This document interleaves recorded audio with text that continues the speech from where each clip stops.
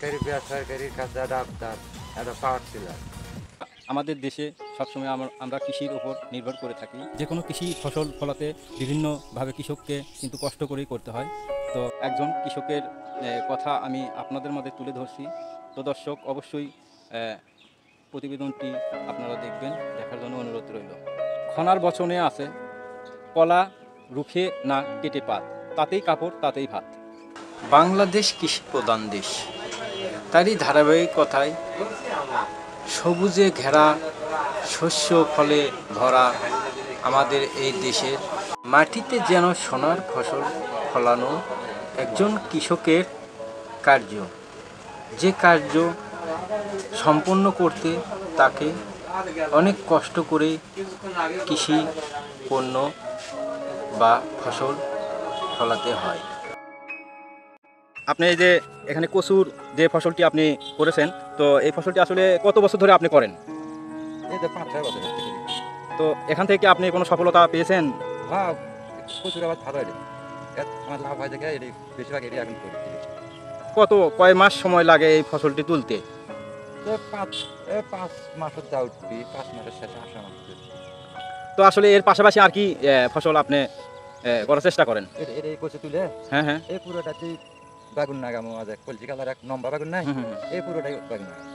বাইরে থেকে কোনো গ্রাহক এসে কিনে নেয় নাকি আপনি নিজেই বাজারে নিয়ে যান? গত বছর এটা ভিউ চুক্তি বেচছিলেন। কোনটাকে? হ্যাঁ, তা আমি আমার যখন বেচছিল তখন হলে 1200-1300 টাকা এমন অনুযায়ী বেচছিলাম। হুম, হুম। কিন্তু আমি বেচছি তার পরের দিন থেকে 1500-1600 4000 পর্যন্ত চলে গেছে। তো সেই লোক সেটা পাওয়া যাবে না যে টাকা ঘুরে দম কেটে না আপা ওই লোকে আমার খুশি 10 কেজি লাল কচু দিয়ে গেছিল। দর্শক, সাংবাদিক শ্যামল সরকার প্রেসের পক্ষ থেকে আপনাদেরকে আবারও নতুন একটি ভিডিও উপহার দিতে এসেছি। তো আজ আমরা কথা বলবো বগুড়া জেলার গাবতলী উপজেলার সুকানপুকুর ইউনিয়নের তেলিয়াটা গ্রামের একজন কৃষকের সাথে। নাম কি, একটু পরিচয়টা জানতে আমার চাচ্ছি। বাড়ি তেলিয়াটা, আমার নাম সাত্তার। দর্শক, যিনি এলাকাতে কলা ছাত্তার নামে পরিচয়, আমি বগুড়া গাবতলীর সুকানপুকুর ইউনিয়নের একজন কৃষকের কথা বলেছিলাম। তার মুখে আজ শুনবো তিনি এই পর্যায়ে এবং কলা ছাত্তার নামে পরিচিত হওয়ার বিষয়ে কিভাবে হলেন তিনি জানাবেন আমাদেরকে। পয়লা আমি এই মামাদের বাড়ি থাকিছিলাম, থাকার থেকে আমি মানুষের বাড়ি চাকরি থাকিছিলাম। চাকরি থাকার পর ওটি থেকে আবার উঠি চাকরি থাকার পর বিয়ে শাদী করার পর কামলাপাড় যেই সে থেকে ভ্যান কিনলাম। ভ্যান কিনে সেটি থেকে আস্তে আস্তে আস্তে কলার ব্যবসা ধরলাম কেন ছোটো করে। সেটা আস্তে আস্তে আস্তে কলার ব্যবসা করে আসছি প্রায় 15 বছর ওই দিকে যাবত কিনে কিনে বেচছি।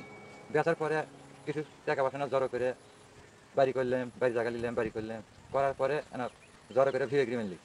সেটি থেকে আস্তে আস্তে এই যে কলার আবাদ করি, বাওয়ালি ফসল করি, পেঁপর আবাদ করি, করতে করতে এখন মনে করেন যে 10-12 বিঘা মাটি সম্পূর্ণ পুরো ফসলই ফেলি এই বাওয়ালি ফসল, কলার আবাদ, কচু, পটল এগুলো করি।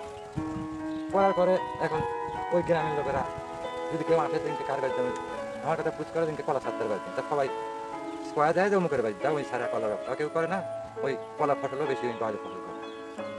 আচ্ছা, আপনি যে জমির কথা বললেন, এটা কি আসলে আপনার নিজস্ব কেনা জমি না মানে অপরের কাছ থেকে আদি এগ্রিমেন্ট এসব নিয়ে এই ফসলগুলো আপনি করে থাকেন? না, আমার নিজস্ব কোনো জমি জরেত নাই। না, আমি এলে এগ্রিমেন্ট আদি পত্র এগ্রিমেন্ট এগুলো নিয়ে এলের উপর বাওয়ালি ফসল আমি করে থাকি। আপনার কাছ থেকে আমরা জানতে পারলাম যে আপনার নিজস্ব কোনো গরু বা হাল চাষের উপযোগী তেমন কিছু নেই। তো সেই ক্ষেত্রে আপনাকে যদি সরকারি বা বেসরকারিভাবে কোনো সহযোগিতা করে তাহলে আপনি কেমন উপকৃত হবেন?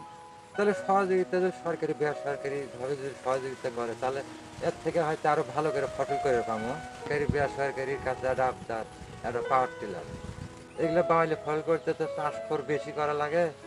সময় মতন দেখা যায় যে এমন জমি থাকে সেটা সময় হাল পাওয়া যায়, পরে চুটে করা লাগে, তো চুটে ফসল আর হালের ফসল কি এক হয়? তো ধন্যবাদ আপনাকে। সম্মানিত দর্শক, আসলে মানুষের সব চাহিদাই পূরণ করা সম্ভব নয়। তারপরেও বলবো, দেশের উন্নয়ন কল্পে এমন একজন কৃষককে সহযোগিতার হাত বাড়িয়ে দেওয়া প্রয়োজন বলে আমি মনে করি। তো দর্শক, আসলে আমার এই পেজটিতে বিভিন্ন ধরনের আমি ভিডিও দিয়ে থাকি। তো সেখান থেকেই আরও একটি প্রতিবেদনের আমি আপনাদেরকে স্বাগত জানাই। তো প্রতিনিয়ত এই ধরনের প্রতিবেদন দেখতে চোখ রাখুন শ্যামল সরকার এসে সেই অপেক্ষায়। ভালো থাকবেন, সুস্থ থাকবেন।